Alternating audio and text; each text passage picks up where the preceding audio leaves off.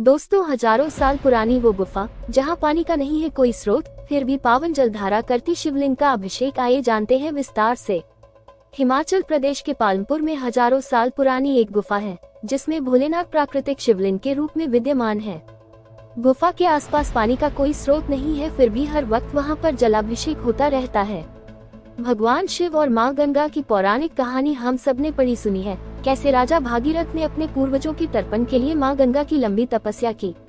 तब माँ गंगा स्वर्ग में बहती थी, लेकिन राजा भागीरथ की तपस्या से वो धरती पर आने को तैयार हुई।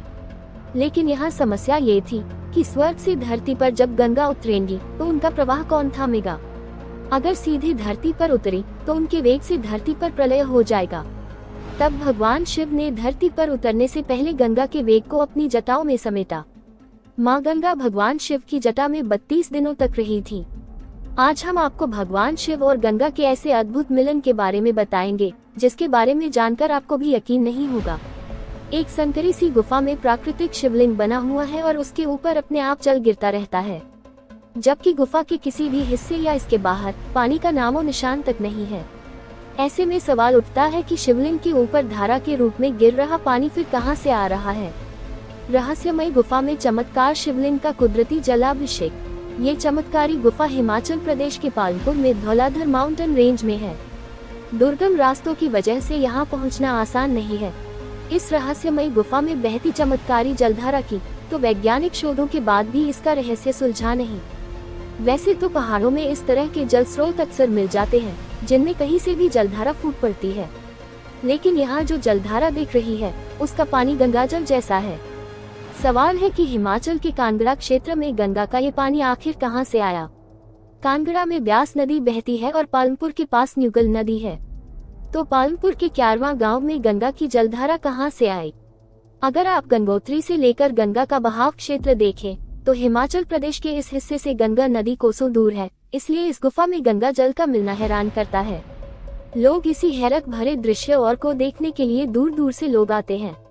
मंदिर कमेटी के सदस्य बलदेव सिंह ने बताया, गुफा के चमत्कारी दृश्य की वजह से इसे जलधारी शिव का नाम दिया गया, जो देश के 12 ज्योतिर्लिंगों में शामिल किया जाता है। मंदिर के बारे में ये मान्यता है कि यहाँ भगवान शिव पूरे साल विराजमान होते हैं। करोड़ों साल पहले बनी है गुफा। पालमपुर की इस गुफा के बारे में जो वैज्ञानिक रिसर्च हुए उसमें ये गुफा करोड़ों साल पुरानी बताई गई। इस आधार पर अगर ये भी मान लिया जाए कि ये गुफा के अंदर बना शिवलिंग एक संयोगवश बना ढांचा है, तब भी ये रहस्य बाकी ही रहता है कि शिवलिंग के ठीक ऊपर जल कहां से आया। इसी सवाल के साथ गुफा को लेकर ऐसी आस्था बलवती हुई जिसे आज भगवान शिव और गंगा दोनों को यहाँ पूजा जाता है। इसके पीछे एक किंवदंती भी तैयार हुई जो भगवान शिव के मानव रूप से जुड़ी हुई है। जलधारी शिव के बारे में ये आम जनमानस की आस्था है। इसके पीछे कोई कारण नहीं, कोई दलील नहीं, बस विश्वास है जो सदियों से इसी रूप में जीवंत है। आस्था होती ही है ऐसी, इसके लिए चाहे यात्रा का कष्ट उठाना पड़े या फिर विपरीत परिस्थितियों में भगवान के दर्शन का जोखिम उठाना पड़े, आस्थावान इसे पूरा कर ही लेता है। आस्था के पीछे यही आत्मीय शक्ति इसे किसी वैज्ञानिक विचारधारा से भी ज्यादा ताकतवर बनाती है। वो शक्ति जलधारी शिव की गुफा में साक्षात प्रकट होती है। जलधारी शिव और गंगा के मिलन के बारे में लोगों की जो आस्था है उसके पीछे है एक मान्यता। इसके मुताबिक इस गुफा में भगवान शिव एक साधु के रूप में तपस्या किया करते थे। अपने आप टपकता रहता है पानी। उनके साथ पूरा शिव परिवार भी इस गुफा में आता जाता था। लेकिन एक दिन भगवान शिव का सामना एक ऐसे चरवाहे से हो गया जो अपनी गायों की रक्षा के लिए शेर को मारने गुफा के अंदर पहुंच गया। ये कथा हमें जलधारी शिव की गुफा में पूरे साल रहने वाले नागा साधु शांति गिरी ने बताई। भगवान शिव, चरवाहा और गाय के थन वाली ये किंवदंती इस गुफा में कुछ ऐसे साक्षात होती है। शिवलिंग पर गुफा की छत से जो पानी टपकता है वो किसी एक स्रोत से नहीं, बल्कि जिस जगह से ये पानी शिवलिंग पर टपकता है उसका आकार गाय की थन की तरह है। शिवलिंग के ऊपर पानी टपकने वाली जगह का गाय की थन जैसा होना भी लोगों की आस्था की बड़ी वजह बना। कथा के मुताबिक शेर को मारने श्यामू नाम का जो चरवाहा गुफा के अंदर गया था वो बरसों बाद तक नहीं लौटा। तब गांव वालों ने उसे मरा हुआ समझ लिया था। चरवाहे ने किए शिव परिवार के दर्शन, लेकिन एक दिन अचानक ही श्यामू वापस लौटा तो हर कोई हैरान था। वो ना तो कुछ बोल रहा था और न ही खा पी रहा था। बहुत पूछने पर उसने सिर्फ इतना बताया कि गुफा में कोई सन्यासी मिले थे जिन्होंने उसे विभूति खाने को दी थी। उसके बाद उसकी भूख प्यास सब खत्म हो गई। बाबा शांति गिरी जो किंवदंती बता रहे हैं, उस चरवाहे ने गुफा के अंदर के शिवलिंग के बारे में कभी नहीं बताया, इसलिए ये आम लोगों के लिए अज्ञात ही रहा। लेकिन जब वही चरवाहा बार बार इस गुफा में जाता और घंटों तक भगवान शिव का ध्यान करता तो लोगों का संदेह बढ़ा। इस तरह कुछ लोगों ने गुफा में शिवलिंग की मौजूदगी का पता तो लगा लिया, लेकिन इसके ऊपर बहती गंगा की धारा का कारण लोगों को समझ नहीं आया। लिहाजा ये भी लोगों की आस्था का एक बड़ा पहलू बन गया। पालनपुर से गंगोत्री 650 किलोमीटर दूर। जलधारी शिव के बारे में लोगों की आस्था जैसे जैसे बलवती होती गई, लोगों ने इस गुफा में शिव परिवार समेत बाकी देवी देवताओं की मूर्तियां स्थापित करनी शुरू की। आज जलाधारी गुफा एक पूर्ण मंदिर के रूप में विकसित है। इसे लेकर ये मान्यता भी है कि यहाँ आने और भगवान शिव के ध्यान मात्र से हर तरह की मनोकामना पूरी होती है। यहाँ गुफा की छत से जो पानी टपकता है, इसे पीने से कई तरह की बीमारियां भी दूर हो जाती हैं। ऐसी मान्यता गंगाजल के बारे में है। स्पेशल रिपोर्ट के इस हिस्से में आपको बताते हैं धरती पर गंगा के अवतरण और भगवान शिव के साथ उनके पहले मिलन की पौराणिक गाथा।